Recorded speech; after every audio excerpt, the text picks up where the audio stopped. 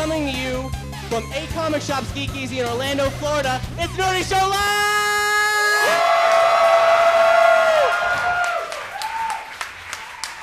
I'm your host, Cap, and this is a crazy thing we're doing. For the first time ever, we're doing a live show in front of an audience. You know, we've done panels before at conventions and stuff, but nothing even remotely like this.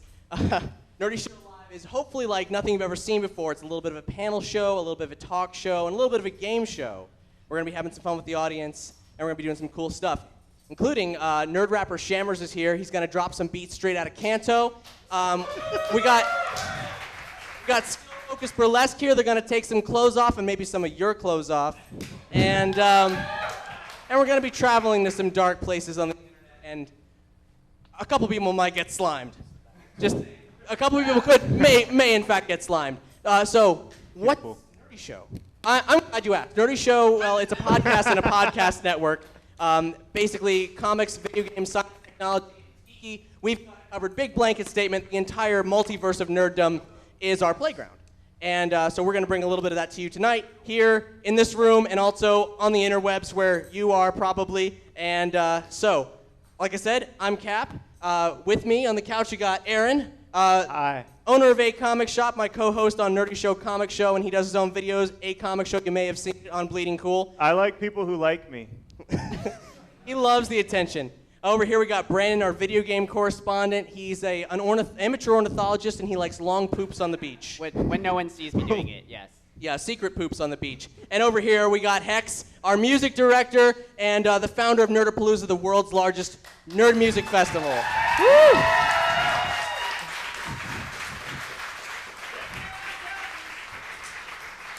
But that's not all. We also have Doug, our man in the crowd out here, and he's going to be doing some presentations for you, some special presentations. We also have Adam and Troy working the Geek Easy Bar, where people are getting grilled cheese sandwiches and stuff, including a little something called the Destroyer, but more on that soon. So, let's have a nice little chat, huh? Aaron and I, we went to San Diego Comic-Con last week. We did. It was awesome. Yeah. Who all went to San Diego Comic-Con last week? Aww. Fucking nobody. What's wrong with you guys? It was awesome. I loved it. What? Do they not know about it? I don't know. What?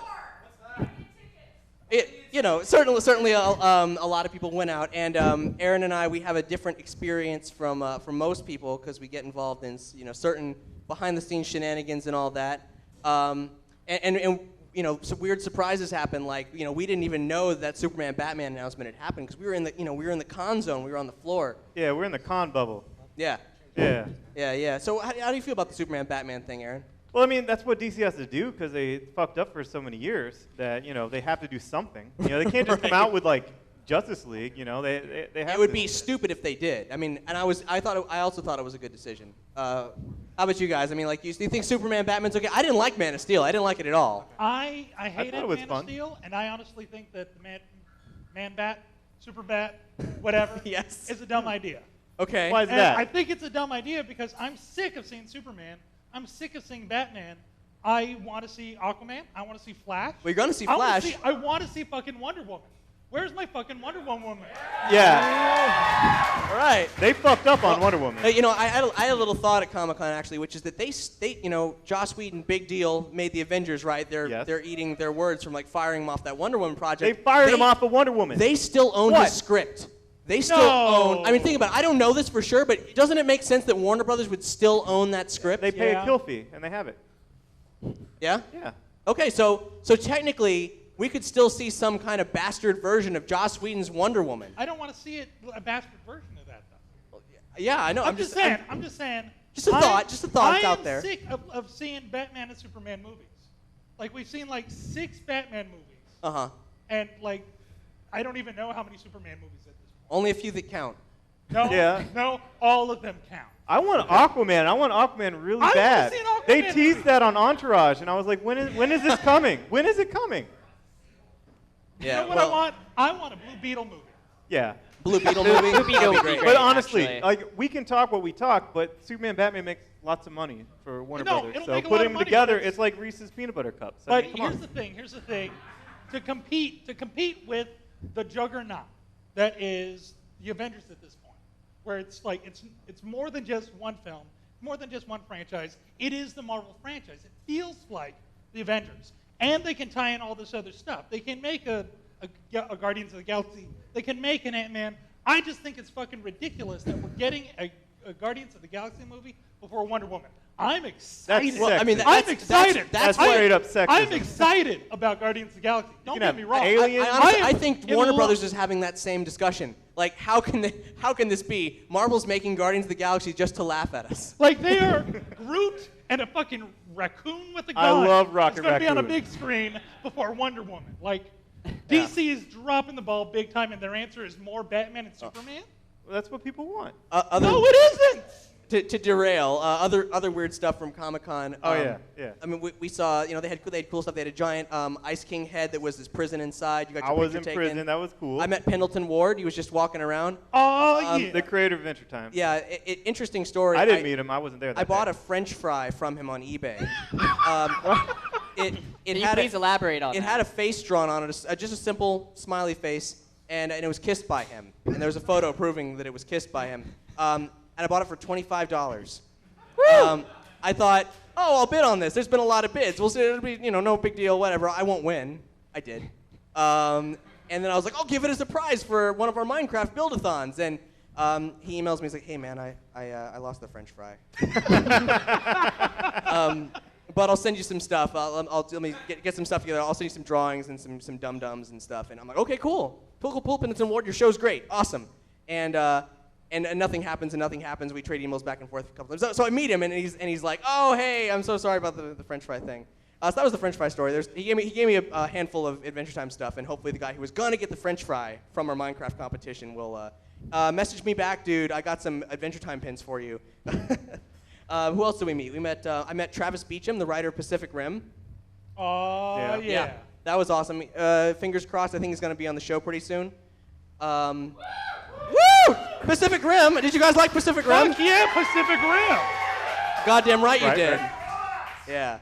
Yeah. Who likes Walking Dead? You guys like Walking Dead? The comic or the show? I don't care. Same guy created both. Robert Kirkman actually, not only did he invite us out to his party VIP with Weezer and all that stuff. We did that. He took us out to breakfast the next day. He was a perfect gentleman. Literally, I'm not making this up.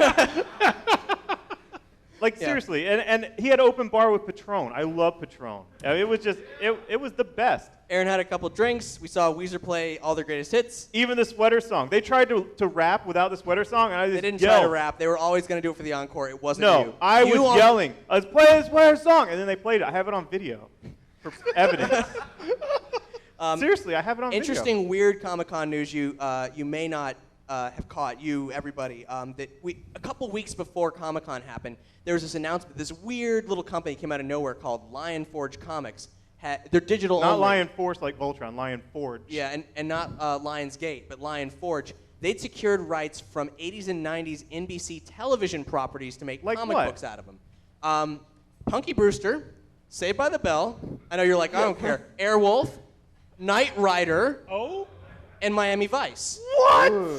Also, Denver the Last Dinosaur. Oh, I was getting to that. Oh, You sorry. spoiled it. But what they did, What did he just say? they had hold on. They had a panel, and at this panel they announced some other NBC properties that weren't revealed in the press release, and that is Galaxy Rangers, amazing 1980s cartoon with the best cartoon theme song of all time, and Denver the Last Dinosaur. Yeah.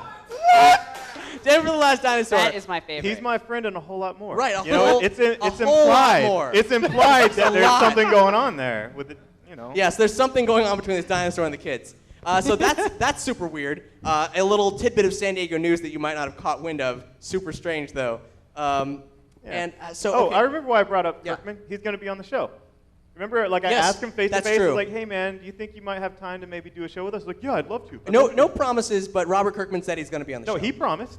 Okay, no promises from us. Yeah. Alleged promises from him. He's going to be on the show. He's going to be on the show. So that'll be cool. Yeah. We're going to have an Bust his all-image balls. episode. Yeah.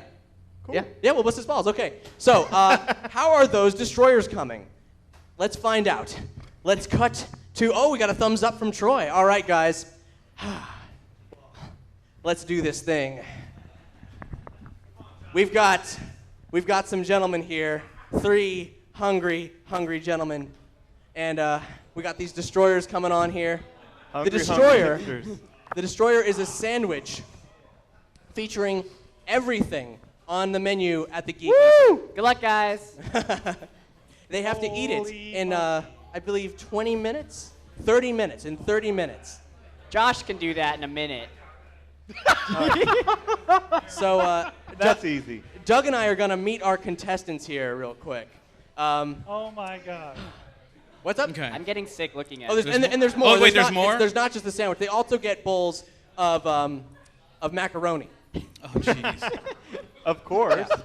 Why? 'Cause what sandwich would be complete So- without macaroni? We have a ringer here cleanser. though. We got a ringer. This is our well, I guess our champion. Not less so a ringer. our ace We in the honestly hole? we honestly don't know what's going to happen here. Briggs. This is Adam from Ghostbusters. Do you mind if I put my my hand on your head? Okay. Okay. So Doug, let's interview these guys. Let's start with Okay. Mr. Josh Thew right here. I happen to know your name. Yeah. Because you're in a band that we've talked to. I've met you before. Okay. Yes, we've met. Tell the good folks at home about you. Where are you from? I'm in a band that he's heard of. What's the name of the band, Josh? Random Encounter. There, this is the guy from Random Encounter. This is the drummer from Random Encounter. You're not gonna just pimp out the band for some free press and ask like, oh, tell us about yourself. Oh, I'm in a band. It's like you don't have to impress me. Just tell them. Now's your chance. How do you feel about your chances with this? Because this is pretty big. I'm good. It's a lot. In my mind, it was a lot bigger, so I psyched myself out, and this is like a cakewalk for me. What about you have a strategy going into this? Eat it. Good, the Weird Al Yankovic method. Yeah. Good. And our gentleman in the center, I love your shirt.